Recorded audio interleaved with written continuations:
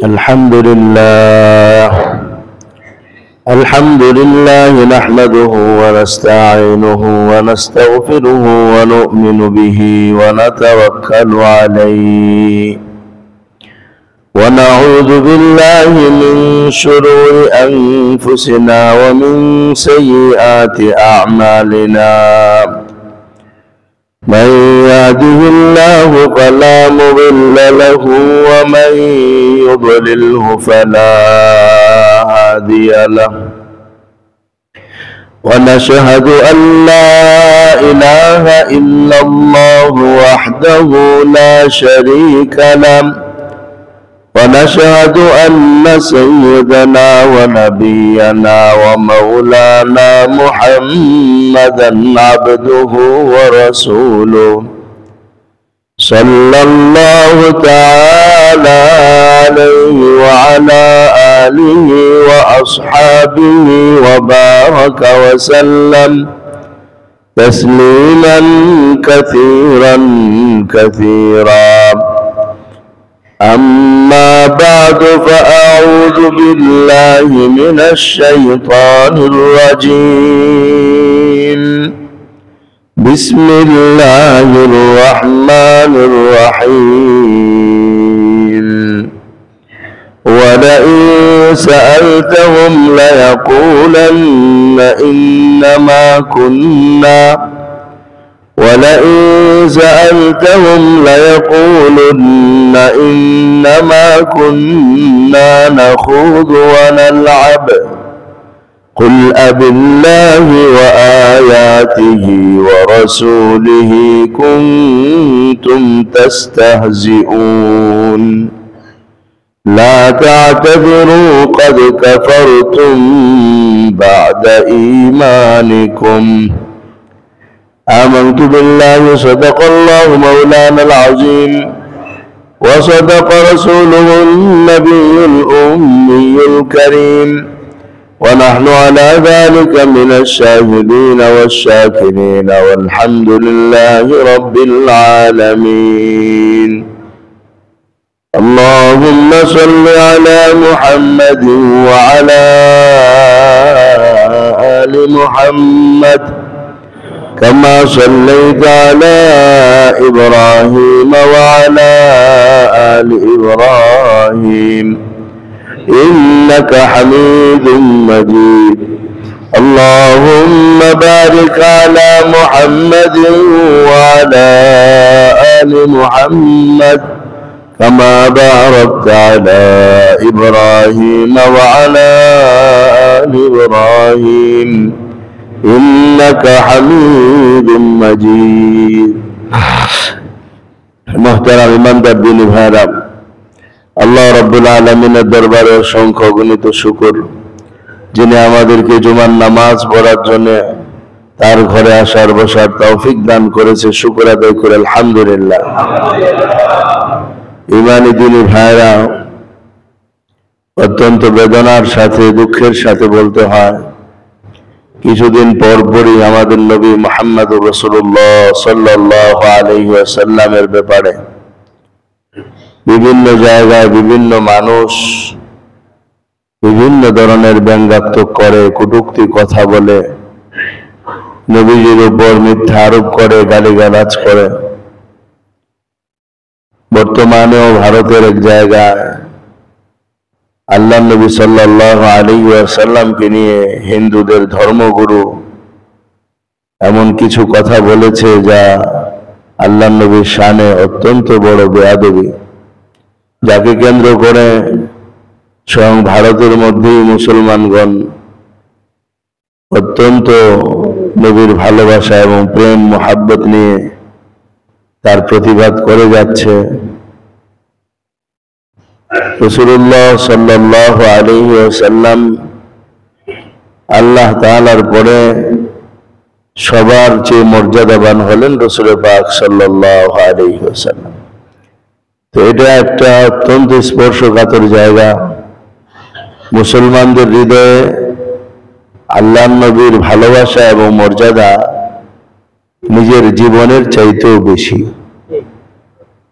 তো সেই জায়গাতে যদি কোনো আঘাত আসে, সেখানে যদি কোনো কথা সৃষ্টি হয়, সেই জায়গায় যদি কেউ ব্যঙ্গাত্মক করে অথবা কোনো কথা বলে, তাহলে স্বাভাবিকভাবেই যারা মুসলমান, যারা ইমানদার, তারা এটা বরদাস্ত করতে পারার কথা না। তাদের হৃদয়ের মধ্যে রক্তক্ষরণ হওয়া, তাদের হৃদয় বেদিত হওয়া, তাদের হৃদয় ভেঙ্গে চুরমার হয়ে যাওয়াটাই স্বাভাবিক। কিন্তু আমাদের ইমানদারির ত্রুটির কারণেই, আমাদের ইমানের কমতির কারণেই আমাদের হৃদয়ে তেমন কোনো রক্তক্ষরণ হয় না। বিষয়টা আমাদের কাছে খুবই নরমাল মনে হয়। কোনো কোনো মুসলমান তো এরকম আছে যারা মনে করে বা বলে, ওই বেটা গালি দিলে কি হয়েছে, ও জাহান্নামে যাবে, আমার কি, ওইটা নিয়ে আমাদের এত হইচই করার দরকার কি পড়ছে। কিন্তু যখন এই লোকের বাবাকে গালি দেওয়া হয়, তখন ঠিকই সে তাকে জেলখানায় ঢোকানোর জন্য চেষ্টা করে। সে নিজেই তাকে আইন হাতে তুলে নিয়ে তাকে মারতে চেষ্টা করে, কিন্তু আমার বাবাকে গালি দিয়েছিস। আমরাও দেখেছি শৈশবকাল থেকে এই পর্যন্ত অনেক জায়গায় মারামারি হওয়ার একটাই কারণ ছিল যে আমার মারে তুলে গালি দিয়েছ, আমার বাবাকে তুলে কেন গালি দিলা, তুমি আমাকে মারতা, আমাকে ক্ষতবিক্ষত করতাম, আমি তোমাকে কিছুই বলতাম না, আমার মা বাবাকে নিয়ে কেন বললা, এটা আমি সহ্য করতে পারি না। এরকম মানুষ 100 জনের মধ্যে 90 জনে এরকম হবে যে মা বাবাকে নিয়ে কিছু কথা বললে এটা সহ্য হয় না। তো রাসূলুল্লাহ সাল্লাল্লাহু আলাইহি ওয়াসাল্লামের জায়গা যদি মা বাবা না, মা বাবারও বহুগুণ ঊর্ধ্বে আল্লাহ তাআলা উঠায় রাখছেন। আল্লাহ নবী সাল্লাল্লাহু আলাইহি ওয়াসাল্লামের প্রতি মহব্বত আর ভালোবাসাটা মুমিনদের কেমন থাকা দরকার, এতটুকু স্তরে যদি আমরা না নিতে পারি তাহলে আমাদের ইমানই হবে না, সেটা আল্লাহ পাকের কাছে গ্রহণযোগ্য হবে না। হ্যাঁ, সবচেয়ে বেশি ভালোবাসার জায়গা বানাতেই হবে। এই জন্য দুনিয়ার যে প্রান্তেই যে কিছু বলুক, আমার হৃদয়ে আঘাত লাগতেই হবে। বাস্তবে যদি আমার ভিতরে আঘাত না লাগে তো লাগাইতে হবে, বাস্তবে যদি না অন্তত কৃত্রিম ভাবে হলেও আমাকে লাগাইতে হবে। কারণ আমি কৃত্রিমতা অবলম্বন করতে করতে করতে করতে একসময় বাস্তবে পরিণত হব। দুনিয়া এরকম বহু সম্পর্ক আছে, বহু মহব্বত আর ভালোবাসা আছে যেটা শুরুতে বাস্তবতা ছিলই না, পুরাটাই ছিল কৃত্রিমতা, বানোয়াট ছিল। কিন্তু কৃত্রিমতা আর বানোয়াট চলতে চলতে একসময় সেটা বাস্তবে পরিণত হয়। তা আমার আপনার ভিতরে যদি বাস্তবে আঘাত নাও লাগে তো কৃত্রিম আঘাত লাগাইতে হবে, ওরকম বানানোর চেষ্টা করতে হবে, ওরকম একটা বানাওয়াটিও আনতে হবে। কারণ এই বানাওয়াটি আনাটাও ইসলামের জন্য, দ্বীনের জন্য। তো এরকম চেষ্টা করতে থাকলে এক সময় আল্লাহ তাআলা আমার এই কৃত্রিমতা দূর করে ওইখানে বাস্তবতা দান করবেন। আর এই বাস্তবতা না আসা পর্যন্ত আমরা পাকা মুমিন হতে পারবো না। কোরআনুল কারিমে আল্লাহকে পাওয়ার জন্য তো আল্লাহ তাআলা পরিপূর্ণভাবে আল্লাহ নবীর ভালোবাসা এবং তার ইত্তেবা, তার অনুসরণকে ফরজ করে দিয়েছেন। ইরশাদ করেন, কুল ইন কুনতুম তুহিব্বুনাল্লাহ ফাত্তাবিউনি ইউহিব্বুকুমুল্লাহ ওয়া ইয়াগফির লাকুম যুনুবাকুম। তোমরা যদি আল্লাহকে ভালোবাসতে চাও তো আল্লাহর নবীর অনুসরণ করতে হবে। আল্লাহর নবীর অনুসরণ করলে আল্লাহ তাআলা ভালোবাসবেন। তো অনুসরণ, অনুকরণ এটা ভালোবাসার মাধ্যমে হবে। রাসূলুল্লাহ সাল্লাল্লাহু আলাইহি ওয়াসাল্লামের ভালোবাসা আমাদের জন্য নিজের জীবনের চাইতেও বেশি ভালোবাসার জায়গা বানাতেই হবে। রাসূল পাক সাল্লাল্লাহু আলাইহি ওয়াসাল্লাম একদিন ওমর ইবনুল খাত্তাব রাদিয়াল্লাহু তাআলার সাথে হাঁটতেছিলেন। তো আল্লাহর নবী সাল্লাল্লাহু আলাইহি ওয়াসাল্লাম বললেন, লা ইউমিনু আহাদুকুম হাত্তা আকুনা আহাব্বা ইলাইহি মিন ওয়ালিদিহি ওয়া ওয়ালাদিহি ওয়ান নাস আজমাইন। তোমাদের মধ্যে কেউ ততক্ষণ পর্যন্ত পরিপূর্ণ মুমিন হতে পারবে না যতক্ষণ পর্যন্ত আমি তার কাছে সব কিছু থেকে, তার সব কিছু থেকে, এমনকি তার নিজের জীবন থেকেও বেশি প্রিয় না হব। হযরত ওমর রাদিয়াল্লাহু তাআলা কথা প্রসঙ্গে বললেন, ইয়া রাসূলুল্লাহ, আমি আমার জীবনের সবকিছু থেকে আপনাকে আমি আমার সবকিছু থেকে আপনাকে বেশি মহব্বত করি, কিন্তু আমার প্রাণের চেয়ে বেশি মহব্বত আমি এখনো করতে পারি না। অর্থাৎ আমি আমার বাবা মা, ভাই বোন, আত্মীয় স্বজন, আমার ধন সম্পদ, আমার গাড়ি বাড়ি যা কিছু আছে সবকিছু চেয়ে আপনাকে বেশি মহব্বত করি, কিন্তু আমার জীবনের বিনিময়ে আমি এখনো আপনাকে বেশি মহব্বত করতে পারি না। নবীজি সাল্লাল্লাহু আলাইহি ওয়াসাল্লাম বলেন, ওমর এখনো তুমি পরিপূর্ণ মুসলমান হও নাই। এক বর্ণনা আছে আল্লাহর নবী হযরত ওমরের সিনার উপরে একটা থাপ্পড় লাগাইলেন হাত দিয়ে। এরপরে ওমর বলতে আরম্ভ করলেন, ইয়া রাসূলুল্লাহ, এখন তো আমি আপনাকে আমার জীবনের চেয়ে বেশি মহব্বত করতে পারতেছি। নবীজি বলেন, আল আন ইয়া ওমর, হ্যাঁ ওমর, এখন তুমি পাক্কা পরিপূর্ণ মুসলমান হয়ে গেছো। তো আল্লাহ নবীর ভালোবাসা নিজের জীবনের ঊর্ধ্বে, আল্লাহ নবীর সম্মান নিজের জীবনের ঊর্ধ্বে, আল্লাহ নবীর ইজ্জত রক্ষা নিজের জীবনের ঊর্ধ্বে। রাসূলুল্লাহ সাল্লাল্লাহু আলাইহি ওয়াসাল্লামের ইশক, ভালোবাসা যেটা আমরা বুঝি, এটা আসলে আমরা বুঝি আল্লাহ নবীর ভালোবাসা, নবীর জীবন আলোচনা, নবীর জন্মের আলোচনা, নবীর সুন্নতের আলোচনা, বিভিন্ন ধরনের মজমা, বিভিন্ন ধরনের কারবারি ভালোবাসা। ওলামা লেখেন দুই জিনিসের মাধ্যমে নবীজির ভালোবাসা প্রমাণিত হবে। কয় জিনিস ভাই? দুই জিনিসের মাধ্যমে। একটা হলো আল্লাহর নবী সাল্লাল্লাহু আলাইহি ওয়াসাল্লামের জীবনে আমাদেরকে যেভাবে মানতে বলেছেন ঠিক সেভাবে মানা, আর দুই নম্বর নবীর ইজ্জতের হেফাজত করা। দুইটা জিনিস যদি আমাদের মধ্যে আসে তাহলে আমরা সত্যিকারের নবী প্রেমিক হইতে পারবো, নবীর আশেক হইতে পারবো। কোন একটা নিয়ে ঘুমায় থাকলে আরেকটার বিরুদ্ধে কোনো অবস্থান না নিলে নবীর আশেক হওয়া যাবে না। কয়টা জিনিস লাগবে ভাই? একটা হলো নবীর মান্যতা। একটা কি ভাই? নবীর মান্যতা। নবী যা বলেছেন সেগুলো অনুযায়ী জীবন চালানোর চেষ্টা করা, সেটা মেনে নেওয়া। আর দুই নম্বর নবীর ইজ্জতের হেফাজত করা। দুই নম্বর কি ভাই? নবীর ইজ্জতের হেফাজত করা। কারণ আমি নবীকে মানলাম, নবীর ইজ্জতের হেফাজত করলাম না, এটার নাম আশেক না, এটার নাম নবী প্রেমিক না, এটার নাম নবীর ভালোবাসা না। যে যাকে মহব্বত করে সে সুখের দিনেও করে, দুঃখের দিনেও করে, সে ভালো অবস্থাও করে, মন্দ অবস্থাও করে। কেউ নবীকে ফুলের মালা দিতে আসলে আমি সামনে আগে যাই, নাউজুবিল্লাহ। কেউ যদি নবীর বিরুদ্ধে কথা বলে আমি ঘুমায় থাকি, এটার নাম কখনোই আশেকে রাসূল না।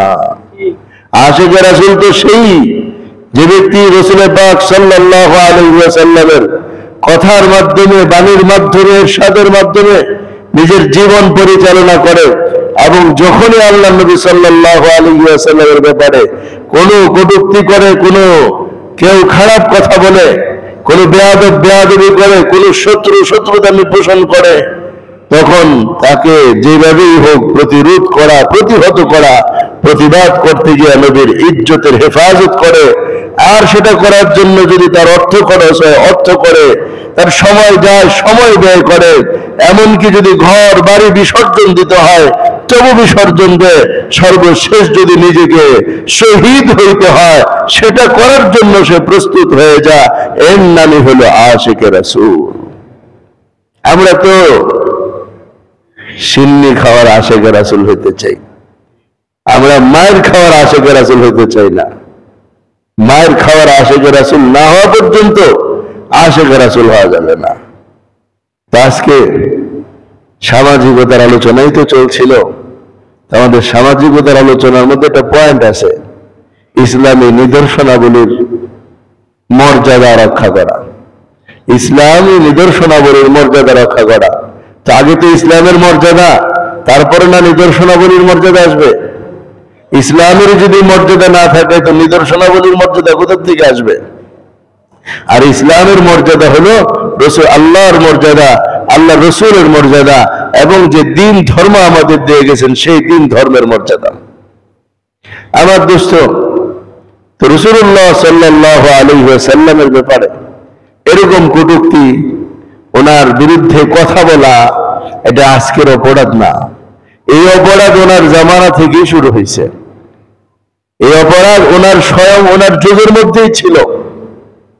তো যারা এই অপরাধে অপরাধী ছিল, আল্লাহ নবীর যুগে তাদের যে শাস্তি ছিল, কিয়ামত পর্যন্ত যারা এই অপরাধে যুক্ত হবে তাদের একই শাস্তি।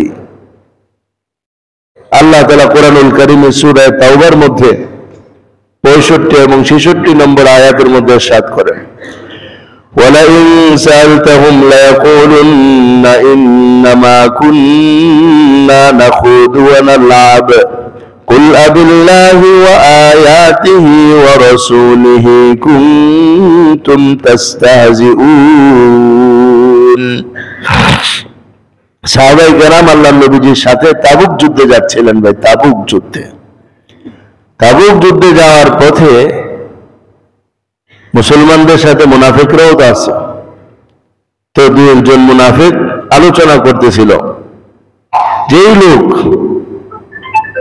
ইনি নাকি রোমক সৈন্যদেরকে পরাজিত করবেন, মানে আমাদের নবীজির দিকে ইঙ্গিত করে ব্যঙ্গাত্মক করে কথাটা বলল, ইনি নাকি রোমক সৈন্যদেরকে পরাজিত করবেন, রোম পারস্য দখল করবেন।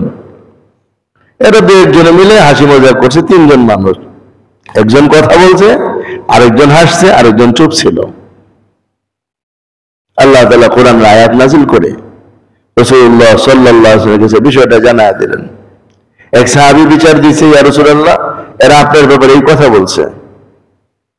আল্লাহ নবী জিজ্ঞেস করলেন ডাক দিয়ে, তারা তিনজন কসম খেয়ে বলল, মিথ্যা কথা, আমরা আপনার নামে এমন কিছুই বলি নাই। এখন যিনি বিচার দিলেন আল্লাহ নবীর কাছে, ইয়া রাসূলুল্লাহ, আমি নিজ কানে শুনছি এরা আপনার বিরুদ্ধে এইভাবে কথা বলছে।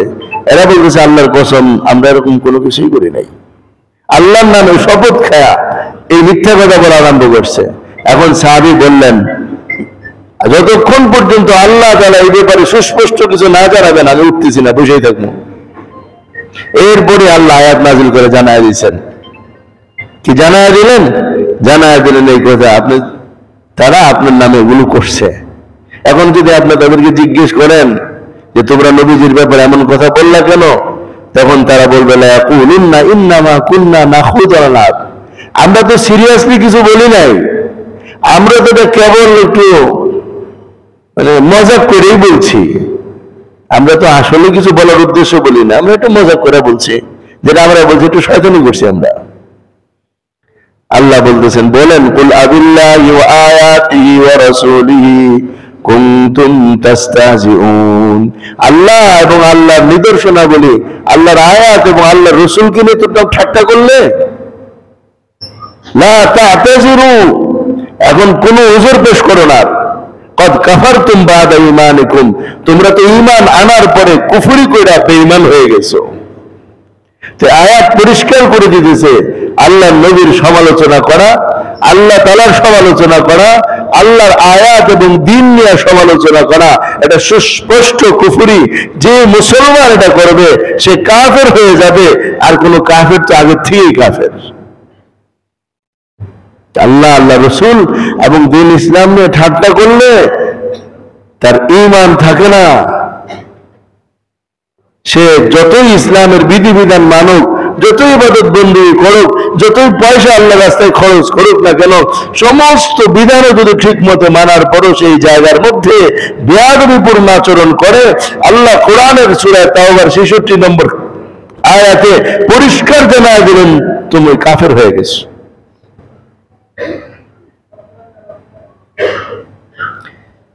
আরেক আয়াত সূরা আহজাবের 57 নম্বর আয়াত আল্লাহ তাআলা ইরশাদ করেন, ওয়াল্লাযীনা ইউযুনাল্লাহা ওয়া রাসূলাহু লা'নাহুমুল্লাহু ফিদ দুনিয়া ওয়াল আখিরাহ ওয়া আ'আদ্দা লাহুম আযাবান মুহিনা, আর যারা আল্লাহ এবং তার রাসূলকে দুনিয়াতে কষ্ট দেয়, যারা আল্লাহ এবং তার রাসূলকে কষ্ট দেয়, তাদের জন্য আল্লাহ তাআলা দুনিয়া এবং আখিরাতে লাঞ্ছনাদায়ক শাস্তি প্রস্তুত করে রেখেছেন। তো যার জন্য আল্লাহ লাঞ্ছনাদায়ক শাস্তি প্রস্তুত রাখেন দুনিয়াতেও আখিরাতেও, সেই ইমানদার হতে পারে ভাইরা আমার। তো আল্লাহ এবং আল্লাহ রাসূলকে যে ন্যূনতম কষ্ট দেয় সে বেঈমান। সে কি ভাই? সে কি ভাই? সে বেঈমান, তার ঈমানই থাকে না। এখন কষ্ট দেওয়ার ধরনটা কি? সেটা হলো আল্লাহ নবীকে নিয়ে তুচ্ছ তাচ্ছিল্য করা, তার দ্বীনকে নিয়ে তুচ্ছ তাচ্ছিল্য করা, তার যে কোনো একটা সুন্নতকে নিয়ে তুচ্ছ তাচ্ছিল্য করা, এটা ঈমান যাওয়ার কারণ। যে কোনো একটা সুন্নতকে নিয়ে যদি কেউ তুচ্ছ তাচ্ছিল্য করে, তাইলে তার ঈমান শেষ, সে আর মুসলমানই থাকবে না। তো আল্লাহ এবং আল্লাহর রাসূলকে যারা কষ্ট দেয়, তাদের দুনিয়া এবং আখিরাতে আল্লাহ তাআলা অত্যন্ত লাঞ্ছনাদায়ক শাস্তি রাখছেন। আর এমন মানুষের দুনিয়ার শাস্তির ব্যাপারে চার মাযহাব, হানাফি, মালিকি, শাফি, হাম্বলি সহ চার মাযহাবের উলামায়ে কেরাম এই ব্যাপারে একমত। যে ব্যক্তি রাসূলুল্লাহ সাল্লাল্লাহু আলাইহি ওয়াসাল্লামকে নিয়ে ব্যঙ্গাত্মক করবে, তুচ্ছ তাচ্ছিল্য করবে, ঠাট্টা মজাক করবে, আল্লাহ নবীকে গালি দিবে, আল্লাহ নবীর সমালোচনা করবে, তাকে মেরে ফেলতে হবে। তার কি করে ফেলতে হবে ভাই? তার মেরে ফেলতে হবে। তার এই জগতে থাকার কোনো অধিকার নাই, তাকে শেষ করে দিতে হবে। এই কথাটা কোরআনুল কারীমে আল্লাহ তাআলা এই দুই আয়াত বলেছেন। আর হুজুর আকরাম সাল্লাল্লাহু আলাইহি ওয়াসাল্লাম সূরা নাসে 4068 নম্বর হাদিসে মক্কা বিজয়ের দিন ঘোষণা দিয়েছেন। মক্কা বিজয়ের দিন, যেদিন আল্লাহ নবী মক্কা শরীফ বিজয় করলেন, কত মানুষ নবীজিকে কত ভাবে কষ্ট দিয়েছিল, কত মানুষ সাহাবাদেরকে কত ভাবে কষ্ট দিয়েছিল। আল্লাহ নবী কোনো প্রতিশোধ নেননি, সবার জন্য ক্ষমা ঘোষণা করেছিলেন। কিন্তু 4 জন পুরুষ আর 2 জন নারী, এই 6 জনের ব্যাপারে কোনো ক্ষমা নেই, এটা ঘোষণা করে দিয়েছেন। এই 6 জনের অপরাধটা কি ছিল? অপরাধ তো হাজার হাজার মানুষ করেছিল, কিন্তু হাজার হাজার মানুষ অপরাধ করলেও তারা আল্লাহ নবীকে নিয়ে ব্যঙ্গাত্মক করে নাই, আল্লাহ নবীকে নিয়ে নাটক বানায় নাই, আল্লাহ নবীকে নিয়ে গালিগালাজ করায় নাই, আল্লাহ নবীর মান ইজ্জতের বিরুদ্ধে তারা কথা বলেন নাই। কিন্তু এই 6 জন আল্লাহ নবীকে নিয়ে ব্যঙ্গাত্ম করত, আল্লাহ নবীকে নিয়ে বাজারের মধ্যে আল্লাহ নবী নিয়ে গান বানায় নবীজিকে নিয়ে নবীকে অপমান করার চেষ্টা করত, গালিগালাজ করত। এক কথা, তারা নবীজিকে অতিরিক্ত কষ্টটা দেওয়ার কারণে আল্লাহ নবী তাদের ব্যাপারে বলছেন, উকতুলুহুম ওয়া ইন ওয়াজাদতুমুহুম মুআল্লিকিনা বিআস্তারিল কাবা। এই 6 জনকে যেখানে পাবা সেখানেই হত্যা করবা, যদি কাবা শরীফের গিলাফের ভিতরেও নিয়ে আত্মরক্ষা করে সেখানেই তারা মেরে ফেলেবা। এই 6 জন, এদের কোনো ক্ষমা নাই। এর মধ্যে একজন ছিল আব্দুল্লাহ ইবনে খাতাল। আব্দুল্লাহ ইবনে খাতাল যখন সাহাবায়ে কেরাম পুরা মক্কা নিয়ন্ত্রণ নিলেন, আল্লাহ নবী মাথার থেকে শিরস্ত্রাণ খুলে রাখলেন, ঠিক এই সময় একজন এসে বলে, ইয়া রাসূলুল্লাহ, আব্দুল্লাহ ইবনে খাতাল তো কাবা শরীফের গিলাফের ভিতরে জড়ায় রয়েছে, যেখানে কোন ধরনের খুনাখুনি জায়েজ নাই, এমন জায়গা আত্মরক্ষার জন্য সেই কৌশল অবলম্বন করছে। নবীজি বলছেন, ওইখানেই তারা মেরে ফেলাও।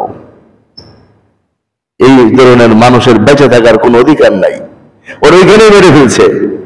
আরেকজন আব্দুল্লাহ ইবনে সুবাবা, এই বেচারা বাজারে পাওয়া গেছে, তাকে সাহাবায়ে কেরাম বাজারেই তাকে মেরে ফেলছেন। আরেকজন আব্দুল্লাহ ইবনে সাদ, এই বেচারাকে বেচারা হযরত উসমান গনি রাদিয়াল্লাহু তাআলা বাড়ি থেকে আত্মগোপন করছে। হযরত উসমান গনি রাদিয়াল্লাহু তাআলা একটা সময় তাকে আইনা নবীজির সামনে বসাইলেন, বলে, ইয়া রাসূলুল্লাহ, তওবা করার জন্য আপনার কাছে আসছে, আপনি ওকে।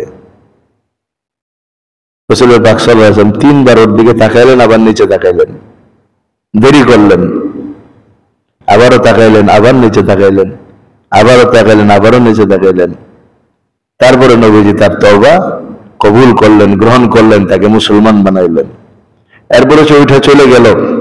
তখন রাসূলুল্লাহ পাক সাহাবাদেরকে বলছেন, তোমরা কি কেউ পারলা না ওর গর্দান উড়াইয়া দিতে? সে তো আল্লাহ এবং আল্লাহ রাসূলের শত্রু ছিল, আমি তো এই জন্যই বিলম্ব করতেছিলাম। কয়েকজন সাহাবী বললেন, ইয়া রাসূলুল্লাহ, আমরা তো আর জানি না আপনার মনের খবর, আপনি একটু চোখে ইশারা দিতেন তাহলে তো হয়ে যেত। নবীজি বললেন, চোখে ইশারা দেওয়া নবীর জন্য মানায় না, চোখে ইশারা দেওয়া নবীর জন্য মানায় না। যাকে নবী মাফ করলেন তো আল্লাহ তাকে মাফ করলো, যাকে নবী মাফ করবেন না আল্লাহ তাকে মাফ করবেন না। আরেকজন হলো ইকরামা ইবনে আবু জাহেল। আবু জাহেলের ছেলে ইকরামা, নবীজির চাচাতো ভাই, সেও ছিল নবীর বিরুদ্ধে এত কঠোর সমালোচক। কিন্তু মক্কা বিজয়ের দিন সে পালায়া যায় মক্কা শরীফ থেকে, জাহাজে সফর করে, জিদ্দায় গিয়ে জাহাজে সফর করে দূর দেশে চলে যাওয়ার জন্য প্রস্তুত হয়। এবং জাহাজ যখন সাগরের মাঝামাঝি পৌঁছে, সেখানে তুফান শুরু হয়ে যায়। তুফানের পরে সবাই জাহাজের মধ্যে আল্লাহকে ডাকতে আরম্ভ করতে থাকে এবং জাহাজের লোকেরা ঘোষণা করে, তোমরা আল্লাহকে ডাকো, আল্লাহই একমাত্র আজকের বিপদ থেকে বাঁচাইতে পারে। ইকরামা বলতেছে, হায়, যে আল্লাহর ভয়ে আসলাম, ওই আল্লাহকেই যদি ডাকতে হয় তা আমি তো মক্কাতেই আল্লাহকে পাইতাম, ওই আল্লাহর রাসূল তো মক্কাতেই আছে। কিন্তু অবস্থা বেগতিক দেখে সেও সেখানে তওবা করতে আরম্ভ করলো। আল্লাহর সাথে সে ওয়াদা করলো, আজকে যদি বিপদ ঠান্ডা হয়ে যায়, আমরা যদি নিরাপদে ফিরতে পারি, তাহলে আমিও গিয়া মুহাম্মদ সাল্লাল্লাহু আলাইহি ওয়াসাল্লামের কাছে হাত রেখে বায়াত হয়ে যাব, মুসলমান হয়ে যাব। এদিক দিয়ে ইকরামা ইবনে আবু জাহেলের স্ত্রী আল্লাহর নবীর কাছে এসে বললেন, এ তো আপনার চাচাতো ভাই, আপনার ভয়ে পালায় গেছে, আপনি যদি একটু নিরাপত্তা দেন আমি আপনার কাছে নিয়ে আসবো। নবীজি চিন্তা করলেন, চাচা তো আসে নাই, মরে গেছে, নিহত হয়েছে, চাচার ছেলে যদি আসে তো তো বলা যাবে চাচাতো ভাই আসছে। নিরাপত্তা দিয়ে দিলেন, ঠিক আছে নাও, নিরাপত্তার জন্য জুতা দিলাম বা চাদর দিলাম, নিয়ে যাও, যা বলে যে নিরাপত্তা নিয়ে আসছি, আসো। ওদিক দিয়ে জাহাজের এই অবস্থা থেমে গেছে। পরবর্তীতে সে রিটার্ন আবার চলে আসছে। আসার পরে দেখে তার স্ত্রী জিদ্দাতেই দাঁড়ানো, বলতেছে, দেখো তোমার চাচাতো ভাই তোমাকে নিরাপত্তা দিয়েছে, তুমি আসো। সে আসছে, আল্লাহ নবীর হাতে মুসলমান হয়ে গেছে। তো দুইজন মাপ পাইছে পুরুষ, আর দুইজন মাপ পায় নাই পুরুষ। আমার দুষ্ট, আমার ইমানদার দিনী ভাইরা, যেই রাসূল পাক সাল্লাল্লাহু আলাইহি ওয়াসাল্লামের বিরুদ্ধে সমালোচনা করুক, আল্লাহ নবীকে গালিগালাজ করুক, আল্লাহ নবীকে ব্যঙ্গাত্ম করুক, সমগ্র মুসলমানের জিম্মাদারি ওই লোককে দুনিয়া থেকে বিদায় করে দেওয়া, ওর দুনিয়াতে থাকার কোনো অধিকার নাই। আর এই কথা বলে দিয়েছেন স্বয়ং আল্লাহ কোরআনের মধ্যে, এইভাবে যে সে কাফের হয়ে গেছে। আর ইসলামের মধ্যে যদি কোনো মুসলমান কাফের হয়ে যায়, তাহলে তার বিধান হলো 3 দিনের মধ্যে যদি সে তওবা না করে, তাহলে তাকে ইসলামী রাষ্ট্র মেরে ফেলবে, হত্যা করে ফেলবে। এখন বলবেন যে ইসলামী রাষ্ট্র তো নাই, বিচার কে করবে? সমস্ত বিচার ইসলামী রাষ্ট্র না থাকার কারণে অকুজু হয়ে পড়ে থাকবে, ওগুলো কেউ করবে না। কিন্তু মুহাম্মদুর রাসূলুল্লাহ সাল্লাল্লাহু আলাইহি ওয়াসাল্লামকে যদি কেউ ব্যঙ্গাত্মক করে, রাষ্ট্রের জন্য অপেক্ষা করা হবে না, আইনের জন্য অপেক্ষা করা হবে না, কমিটির জন্য অপেক্ষা করা হবে না। যে কোনো মুসলমান পারবে, এর প্রতিশোধ যদি সে গ্রহণ করে, সে আল্লাহর কাছে আশিক রাসূল, সে আল্লাহর কাছে নবী প্রেমিক হিসাবে, জান্নাতি হিসাবে আল্লাহর নবীর সুপারিশ পাবে ইনশাআল্লাহ। নবীর বেয়াদবদের জন্য কোন আইন আদালতের প্রয়োজন নাই। নবীর দুশমনদেরকে যেখানে পাওয়া যাবে সেখানে আঘাত করা হবে, সেখানে আঘাত করা হবে, সেখানে আঘাত করা হবে। এটা হবে আমাদের চেতনা। কোন আইন আদালতের কোনো প্রয়োজন নেই। মেয়ে সাহেব ভার্সিটির মধ্যে যদি জুতা চোরের মোবাইল চোর ধরা পড়ে, আর তাকেই যদি গণপিটুনি দিয়ে মাইল করে দেওয়া হয়, তাহলে আমার নবীর বিরুদ্ধে যেই কথা বলবে, চাই সে মুসলমান হোক, চাই সে হিন্দু হোক, চাই সে বৌদ্ধ হোক, চাই সে খ্রিস্টান হোক, চাই না হোয়াইট হাউসের মালিক হোক, চাই বঙ্গভবনের কেউ হোক, কোনো অসুবিধা নাই। নিজের জীবনের রক্ত দেওয়া হলে তাকে দুনিয়া থেকে বিদায় করতেই হবে, করতেই হবে, করতেই হবে, নতুন ইমান থাকবে না, ইমান থাকবে না। এই জন্য আমার দুষ্ট কয়েকটা হাদিস আমি আপনাদের খেদমতে পেশ করতেছি, এগুলো আমাদের শেখা দরকার। সেই কথা হলো, হুজুর আকরাম সাল্লাল্লাহু আলাইহি ওয়াসাল্লাম যখন হিজরত করে মদিনা আসলেন, আবু রাফে নামে এক ইহুদি ছিল। আবু রাফে, কি নাম ভাই? আবু রাফে। এই আবু রাফে ইহুদি আল্লাহ নবী সাল্লাল্লাহু আলাইহি ওয়াসাল্লামের সমালোচনা করতেন, আল্লাহ নবী সাল্লাল্লাহু আলাইহি ওয়াসাল্লাম গালিগালাজ করতেন। আবু রাফের হত্যা করে দেওয়ার এই হাদিস সহিহ বুখারী 4039 নম্বরে আছে। রাসূল পাক সাল্লাল্লাহু আলাইহি ওয়াসাল্লাম একদিন বললেন, এই আবু রাফে আমাকে কষ্ট দেয়, সমালোচনা করে, নবীজিকে ব্যঙ্গাত্মক করে, গালিগালাজ করে। কে আছো? এই আবু রাফেকে বিদায় করে দিতে পারো দুনিয়ার থেকে? হযরত আব্দুল্লাহ ইবনে আতীক নামের এক সাহাবী বললেন, ইয়া রাসূলুল্লাহ, আপনি কি চাচ্ছেন ওকে হত্যা করে ফেলি? বলে হ্যাঁ আমি এটাই চাচ্ছি, ওকে হত্যা করে ফেলো। বলে জি ইয়া রাসূলুল্লাহ, আমি ওকে হত্যা করে ফেলবো। আল্লাহর কাছে কান্নাকাটি করলেন, দোয়া করলেন, এ আল্লাহ এই আবু রাফেকে আপনি, আমি যেন আবু রাফেকে হত্যা করতে পারি, আপনি আমাকে সেই তৌফিক দান করেন। নবীজি থেকে দোয়া নেয়া 4 জন সঙ্গী অথবা 2-3 জন সঙ্গী নেয়া আবু রাফেকে হত্যা করার জন্য ছুটলেন। আবু রাফে ইহুদি লিডার। সন্ধ্যার আগেই তারা তাদের দুর্গের মধ্যে, যে আমাদের লালবাগ কেল্লা আছে, ইহুদির এরকম বড় বড় কেল্লা ছিল, এরা সব একজুট হয়ে কেল্লার ভিতরে থাকতো। তো বিশাল কেল্লা, ওটার ভিতরে প্রত্যেকের জন্য ঘর বাড়ি করা আছে। তো আবু রাফে সেই কেল্লার ভিতরেই থাকে। সন্ধ্যাবেলার কাছাকাছি সময় হযরত আবু রাফেকে হত্যা করার জন্য হযরত আব্দুল্লাহ ইবনে আতিক রাদিয়াল্লাহু তাআলা আনহু নিজের চেহারা ঢেকে এক রকমের পরিস্থিতি তৈরি করে ওই গেটের এক পাশে বসে পেশাব করার মতো বাহানা করে বসছেন। গেটের দারোয়ান বলে, ভাই ভাই সন্ধ্যা হয়ে গেছে, কে কে আসবেন জলদি আসেন, আমি গেট বন্ধ করে দেব।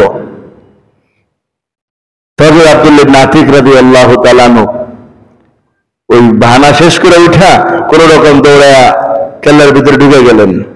দারোয়ান মনে করছে সে আমাদেরই কেউ হবে, ঢুকে গেছে। দারোয়ান গেট লাগাইয়া দিছে।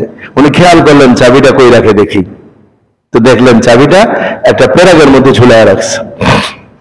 সন্ধ্যা হয়ে গেছে, আর তৎকালীন সময় তো আমাদের মতো এত বাতি আরিয়া ছিল না, অন্ধকার হয়ে গেছে। যার যেখানে মোমবাতি জ্বালানোর বা আগুন জ্বালানোর জ্বালায় কাজ সেরে আস্তে আস্তে সবাই ঘুমের কোলে ঢলে পড়ছে।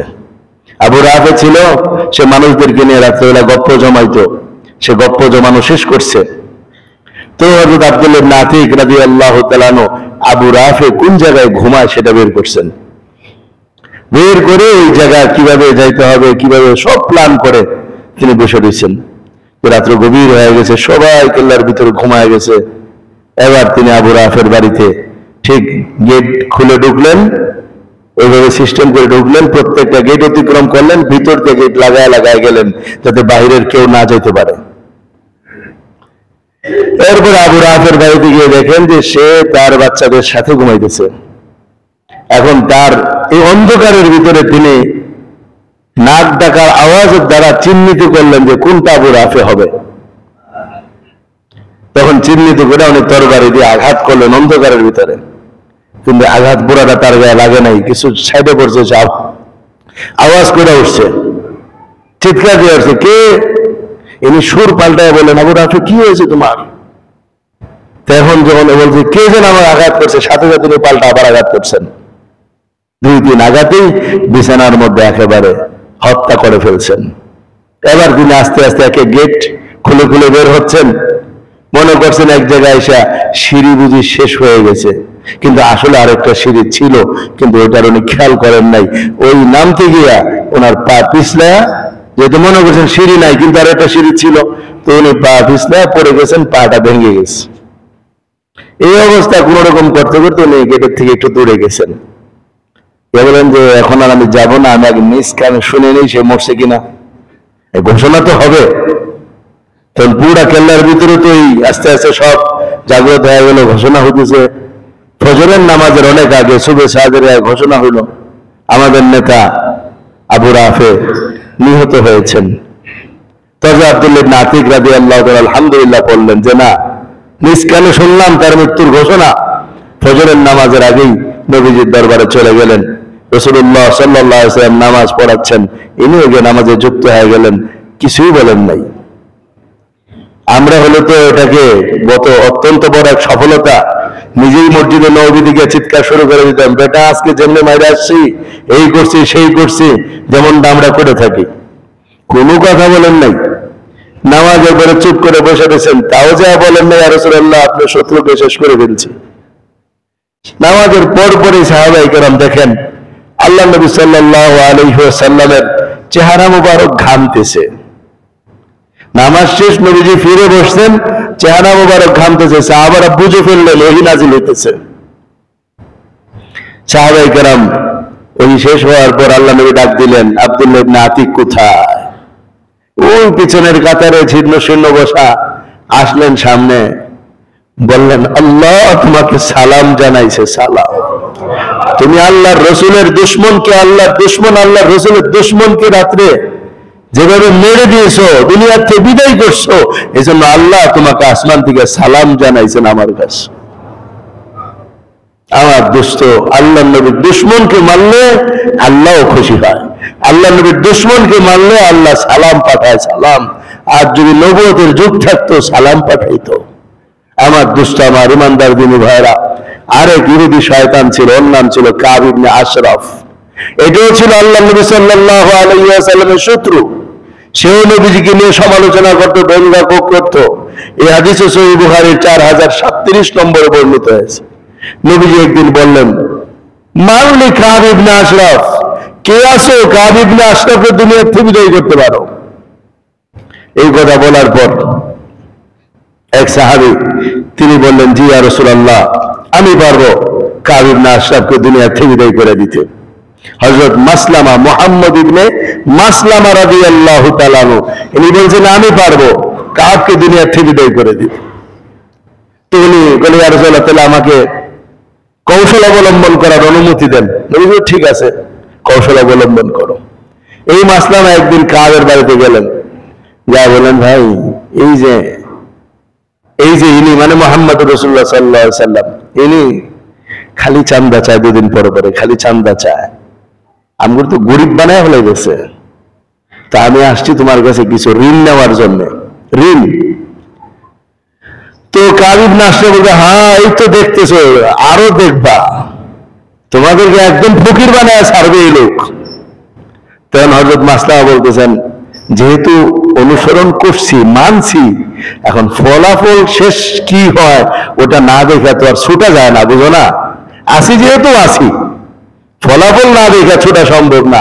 বাদ বাকি তোমার তো কিছু ঋণ নিতে আসছি। খাতির লাগাইলো। আল্লাহ নবীর শত্রুর সাথে এমন একটা কথা বললো, বলতো যে আসলে ওরা বিরক্ত হয়ে গেছে নবীজির সাথে থাকতে থাকতে। ঋণ দেওয়া দরকার। ঋণ নেবা ভালো কথা, তাইলে বন্ধক রাখো। কি বন্ধক চাও? তোমার বিবি দিয়ে আমার কাছে বন্ধক রাখো। কি বন্ধক রাখতে চাইছে ইহুদি? তোমার বউরে বন্ধক দিয়ে যাও। কত বড় খাটাস হলে এই কথা কয়া যায় যে বউরে বন্ধক দাও। তো মাসলামা কৌশল করে বলতে চায়, ভাই আপনি যে সুন্দর মানুষ, আপনার কাছে বুঝি এগুলো দিলে ঝামেলা হয়ে যাবে না পরে? আচ্ছা দিলে এক কাজ করো, তোমার সন্তানদেরকে বন্ধক রাখো। সন্তানদেরকে বন্ধক রাখলে তো ভাই সারা জীবন মানুষ সন্তানদেরকে বলবে, তোর বাপে 5 টাকার জন্য তো করে বন্ধক রাখতো, এটা অপমান হবে না? কাছে এক কাম করি, আমার অস্ত্রটা বন্ধক রাখি।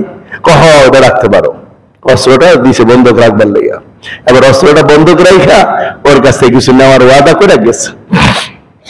পরে একদিন রাত্রেবেলা যখন সবাই আস্তে আস্তে যার যার ঘরে প্রবেশ করে যায়, আর বের হয় না সাধারণত, ঠিক এমনই এক সময় হযরত মুহাম্মদ ইবনে মাসলামা রাদিয়াল্লাহু তাআলা আনহু আরেকজন সাহাবী, যে কাব ইবনে আশরাফের দুধ ভাই ছিল, মুসলমান হয়ে গেছে। দুজনে মিলে গেছে, আর কয়েকজন মিলে গেছে। বলছে, দেখো কাব তো খুব সুঘ্রাণ ব্যবহার করে, ওর মাথা থেকে এরকম গ্রাম বের হবে না, তা আমি নিজে গ্রাম নেওয়ার অনুমতি নিব, তোমাদেরকেও গ্রাম নেওয়ার অনুমতি নিব। প্রথমে আমরা গ্রাম নেওয়ার পরে পরে আমি ফিরে বসবো, চুল তোমরা শেষ করে ফেলাইবা। ঠিক আছে, এটাই হবে। তো আসছে, কথা বলতে আসছে, ডাক দিছে, কাব ইবনে আশরাফ। তো সিঁড়িতে নাইমা আসতেছে। কাব ইবনে আশরাফের বিবি বলতেছে, কাব এই মুহূর্তে তোমার নিচে যাওয়া ঠিক হবে না, আমি কিন্তু আওয়াজ থেকে রক্তের গ্রাম পাচ্ছি। বিবি, আমি কিন্তু আওয়াজ থেকে রক্তের গ্রাম পাচ্ছি। কাব বলছে, আরে রাখো, ও তো আমার বন্ধু মানুষই, পরিচিত মানুষই, এগুলো কি আর হয় নাকি? আর এরকম নেতৃবৃন্দকে মানুষ যেখান থেকে যখন ডাকে সাড়া দিতেই হয়। তো সে নিচে আসছে, এসে কথাবার্তা বলতেছে, অস্ত্র নিয়ে আসছে, বন্ধক রাখবে, টাকা নিয়ে যাবে। এখন এত সুন্দর গ্রাম ছড়তেছে।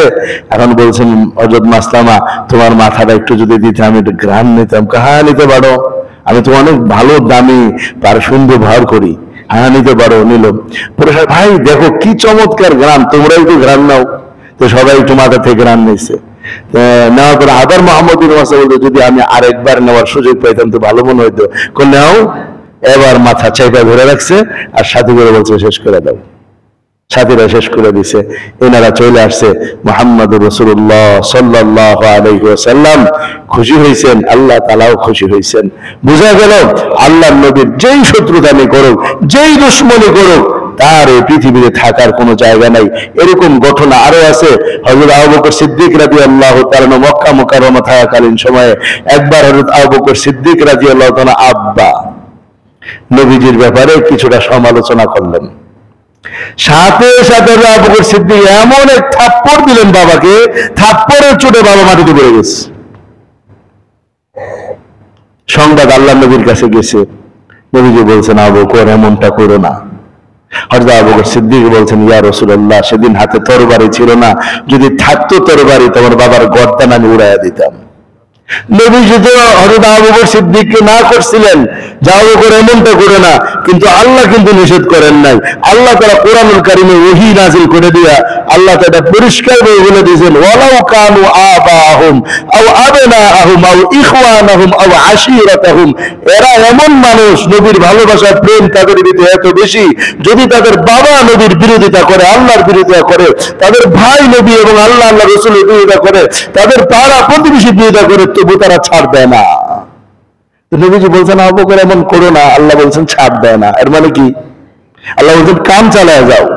যে ইসলামের বিরুদ্ধে, নবীর বিরুদ্ধে আলোচনা সমালোচনা গালিগালাজ করবে, ওর শাস্তি একটাই, মৃত্যুদণ্ড ছাড়া কোনো কথা নাই। এটাই তার শাস্তি। হযরত আবু বকর সিদ্দিক বলছেন, যদি তরবারি থাকতো মেরে ফেলাইতাম, কিন্তু আফসোস যে ওই সময় তরবারি ছিল না। পরবর্তীতে বাবা মুসলমান হয়ে গেছিলেন। সর্বশেষ যে একটা ঘটনা আমি আপনাদের শুনবো, এই ভারতের লাহোরের ঘটনা, পাকিস্তানের লাহোরের ঘটনা। পাকিস্তানের লাহোরের তখন হয়তো এক ছিল কিনা, সব মনে হয় এক ছিল তখন, যখন আতাউল্লাহ বুখারী রহমাতুল্লাহ আলাইহি পৃথিবীতে ছিলেন, সেই যুগের ঘটনা। তো লাহোরের মধ্যে এক ব্যক্তি, রামপাল নামক এক ব্যক্তি, রঞ্জিলা রাসূল নামে একটা বই বের করছেন, রঞ্জিলা রাসূল। ওই বইয়ের মধ্যে তিনি রাসূল পাক সাল্লাল্লাহু আলাইহি ওয়াসাল্লামকে নিয়ে বেশ সমালোচনা করছেন। যখন এই বইটা প্রকাশ হইল, মুসলমানগণ এই বিষয়টা জানতে পারলেন, তখন তার আদালতে মামলা করলেন যে বইটাকে নিষিদ্ধ করা হোক, এটা নবীজির শানে চরম বেয়াদবি করা হয়েছে। তো আদালতের মধ্যে এই বইটাকে নিয়ে আলোচনা, মামলার রায় শুনানির পর আদালত বলল যে না, বইয়ের মধ্যে তেমন কোনো কিছু লেখা নাই যার দ্বারা মুসলমানদের নবীর শানের মধ্যে বেয়াদবি এমন কোনো কিছু লেখা নাই। যখন আদালত তার পক্ষে রায় দিল, আল্লাহ নবীর বিপক্ষে গিয়া পক্ষে রায় দিল, পুরা মুসলমানদের ভিতরে আন্দোলন শুরু হয়ে গেল। মুসলমানগণ খুব আন্দোলন করতেছেন। ওই আন্দোলনের মধ্যে তাদের একটাই দাবি, এই বই নিষিদ্ধ করতে হবে এবং এই রায় উদ্ধ করতেই হবে। এর জন্য যত ধরনের আন্দোলন আমরা সব করব। লাখ লাখ মুসলমান আন্দোলনে নেমে পড়ছেন। ওই আন্দোলনের মধ্যে হযরত আতাউল্লাহ শাহ বুখারী রহমাতুল্লাহ আলাইহি ছিলেন। অনেকেই ভাষণ দিচ্ছেন। ভাষণের মধ্যে লেখা হয়েছে প্রস্তাবনামা, আদালতে কি কি পাঠানো হবে, কি কি দাবি জানানো হবে, এই দাবি জানানো হবে, ওই দাবি, সব দাবি লিখছেন। তো এই দাবি পড়ার আগে, সভাপতির ভাষণের আগে শাহ আতাউল্লাহ বুখারী রহমাতুল্লাহ ভাষণ চলতেছিল। আতাউল্লাহ বুখারী রহমাতুল্লাহ এত বড় প্রবীণ এবং মুরব্বী যোগ্য আলেম ছিলেন। তিনি দাবির কাগজটা হাতে নিলেন, ভাষণ শুরু করলেন, বক্তৃতা করতে আরম্ভ করলেন। এক পর্যায়ে তিনি বললেন, ভাইরা, উলামায়ে কেরাম এই দাবি নিয়েছেন, এই দাবি ওনারা আদালতে দিবেন। আমি পরিষ্কার দেখাচ্ছি দাবির কোনো প্রয়োজন নাই বলে দাবিটা ছিঁড়ে ফেললেন। আমি পরিষ্কার বলতে চাই, আল্লাহ নবীর বিরুদ্ধে যে হাত লিখছে ওই হাত থাকবে না, যে চোখ দিয়ে দেখছে ওই চোখ রাখবো না, যে পা দিয়ে চলছে ওই পা রাখবো না। আবু রাফে দুনিয়া থেকে বিদায় হয়েছিল আব্দুল্লাহ ইবনে আতিকের মাধ্যমে, কাব ইবনে আশরাফ দুনিয়া থেকে বিদায় হয়েছিল হযরত মুহাম্মদ ইবনে মাসলামার মাধ্যমে। এই মুসলমান সমাজের মধ্যে এই নব আব্দুল্লাহ ইবনে রাফেকে, এই কাব ইবনে আশরাফকে বিদায় করার মতো এই লক্ষ জনতার ভিতরে একজন মুসলমানও কি নাই, একজন আশিক রাসূল কি নাই, একজন নবী প্রেমিক নাই। আমি তাদেরকেই বলছি, কোর্ট আদালত বাদ হয়ে গেছে, নতুন করে মামলা দায়ের করার সময় শেষ হয়ে গেছে। এখন ওই হাত ভেঙে দিতে হবে, ওই চোখ উপড়ে ফেলতে হবে, ওই পা টুকরা টুকরা করে দিতে হবে, ওই মস্তিষ্ক বিকৃত করে দিতে হবে। কে আছো, কে আছো, বারবার দাঁড়াও। লক্ষ লক্ষ যুবক দাঁড়ায় গেছে, ওইখান থেকেই শহীদ গাজী ইলমুদ্দিন নামে এক ছেলে গিয়ে ওই রামজিলা রাসূলের রামপালকে আদালতের ভিতরে আইনের সামনে তরবারি দিয়ে মেরে ফেলেছে। একটা ছেলে দাঁড়ায় গেছে। তো আমার দোস্ত বললাম না, এত আইন আদালতের দরকার নাই, নবীজির ব্যাপারে কথা হবে, কোন আইন আদালত চলবে না, কোনো কিচ্ছু দেখবো না আমরা, যেই কথা বলবে তার বিরুদ্ধেই প্রতিবাদ হবে, শুধু প্রতিবাদ না, যেখানেই পাওয়া যাবে সেখানেই মেরে ফেলা হবে ইনশাআল্লাহ। এই মেজাজ আমরা আসতে পারবো তো? যদি জীবন যায়, যদি অর্থ লাগে, ঘর বাড়ি জ্বালানো, সব বিসর্জন দিব, নবীর সম্মানে আঘাত আসুক সেটা আমরা বিসর্জন দিতে পারি না। যদি এটা হয় তাইলে আমরা মুসলমান, আর যদি এটা না হয় তাইলে এরকম মুসলমান হয়ে কোনো লাভ নাই। যে নবী আমার আপনার জন্য এত ভালোবাসা রেখে গেছেন, যে নবী আমার আপনাকে এত ভালোবাসেন, এত মহব্বত করেন, আজ সেই নবীর ইজ্জত নিয়ে ছিনিমিনি খেলা হবে, সেই নবীকে নিয়ে ব্যঙ্গাত্ম করা হবে। যেই কথা বলুক, যত বড় সুপার পাওয়ার হোক, আমার আল্লাহ এর চেয়ে বড় সুপার পাওয়ার বলা, যত ক্ষমতার অধিকারী হোক, আমার আল্লাহ এর চেয়ে বড় ক্ষমতার অধিকারী, যত বড় শক্তির মালিক হোক না কেন, আমার আল্লাহ এর চেয়ে বড় শক্তির মালিক। আমি যদি কিছুই না থাকে, শুধু আমার শরীরটা নিয়ে যায়, আল্লাহর কসম, আল্লাহ কোরআনের মধ্যে বলেন আইয়াদাহুম বিরুহিম মিনহু, ওই দুর্বল নিরস্ত্র মানুষটার সাথে আল্লাহ গায়বী শক্তি দিয়ে দিবে, যে শক্তির বিনিময়ে মুহাম্মদ ইবনে মাসলামা কারিবে আশরাফকে খতম করছে, যে শক্তির বিনিময়ে আবু রাফেকে আব্দুল্লাহ ইবনে আতিক শেষ করে দিয়েছে, সেই শক্তিওয়ালা আল্লাহ আছে না নাই? কিসের ভয় আমাদের? এই জন্য আমার দুষ্ট আমার ইমানদার দিনী ভাইরা, আর ভয়ের কোনো সুযোগ নাই। আল্লাহ আমাদের বোঝার তৌফিক দান করেন। এজন্য আমাদের আশপাশ এলাকার অনেক ইমাম সাহেবগণ সিদ্ধান্ত নিয়েছেন, আজকে জুমার নামাজের পর এতিমখানার সামনে সংক্ষিপ্ত সমাবেশ হবে এবং এর জন্য প্রতিবাদ মিছিল হবে। আপনারা কি রাজি আছেন ইনশাআল্লাহ? নামাজের পরে আমরা এখান থেকে 4 রাকাত সুন্নত পড়ার পর আমরা এখান থেকে মিছিল সহকারে এতিমখানা পর্যন্ত যাবো তো ইনশাআল্লাহ। তারপরে এখানে নেতৃস্থানে আমাদের আশপাশ উলামায়ে কেরাম কথা বলবেন, ওনারা যদি কোনো কর্মসূচি দেয় আমরা সেই কর্মসূচি বাস্তবায়ন করতে চেষ্টা করবো তো ইনশাআল্লাহ। আল্লাহ আমাদের সবাইকে তৌফিক দান করেন। আসলে এবারে রবিউল আউয়ালে নবীজিকে নিয়ে আমরা তেমন কোনো কথা আলোচনা করার সুযোগ পাই নাই। ভাবছিলাম যে সামাজিকতা আসবে, কিন্তু আল্লাহ চাইছেন যে না, নবীর প্রেমের কথা আসতে হবে, নবীর প্রেমের ভালোবাসার কথা আসতে হবে। তো আলহামদুলিল্লাহ আজও কিছু হয়েছে। এবং আগামী সোমবারে, কবে ভাই? আগামী সোমবারে ইনশাআল্লাহ বাদেশা আমরা রাসূল পাক সাল্লাল্লাহু আলাইহি সাল্লামের মহব্বত নিয়ে, সিরাতুন নবী, আল্লাহ নবীর জন্ম, আল্লাহ নবীর মহব্বত সবকিছু নিয়ে আমরা কিছু আলোচনা করব। সোমবারে বাদেশা ইনশাআল্লাহ থাকা যাবে না? ইনশাআল্লাহ আমরা থাকবো ইনশাআল্লাহ। আরেকটা ঘোষণা, সেটা হলো রাসূল পাক সাল্লাল্লাহু আলাইহি ওয়াসাল্লাম আমাদের চেতনার বাতিঘর, তিনি আমাদের মূল উৎস, মূল স্পিরিট। আমাদের সমস্ত কাজগুলো তার নির্দেশনা মোতাবেক, তার সুন্নত মোতাবেক আমাদের হওয়া জরুরি। আমাদের ভিতরে এই কমতির কারণটা হলো আমরা নবীজির সব কিছু ফলো করি না। আমি বলি, আমার কথা বলি, অনেক সময় মসজিদে আমরা প্রবেশ করি যে বাম পা দিয়েও প্রবেশ করে ফেলি, মনে থাকে না। এই যে আমরা জুতাটা খুলি, জুতাটা পরি, আল্লাহ নবীর সুন্নত আমরা অনেকে জানি না। আমি মসজিদে গেটে দাঁড়ায় দেখি তো কয়েকজন সুন্নত মোতাবেক জুতা খুলতেছে, বা আমি নিজেও কখনো অনুভব করি, পরে মনে হয় যে হারে আমি তো ভুলে গেলাম। একদিন একজন আমার এক সাথী ভাই, সেও আলেম আমার মতোই, তা আমি তার বললাম যে আপনি তো সুন্নতের খেলাফ করলেন। মনে নেই, ভুলে গেছি। হইতেই পারে। সেই জন্য আমার দিল চায় যে সুন্নত গুলোকে নিয়ে আমরা একটা মজমা করি, যেখানে শুধু সুন্নতের আলোচনা হবে এবং সুন্নত গুলো কিভাবে প্র্যাকটিক্যাল আমাদের মধ্যে আসে সেটা নিয়ে আলোচনা হবে। কি বলেন ইনশাআল্লাহ? তো এটা আলহামদুলিল্লাহ আমি চাচ্ছি যে প্রতি ইংরেজি মাসের 3য় বৃহস্পতিবার, কবে এটা ইনশাআল্লাহ?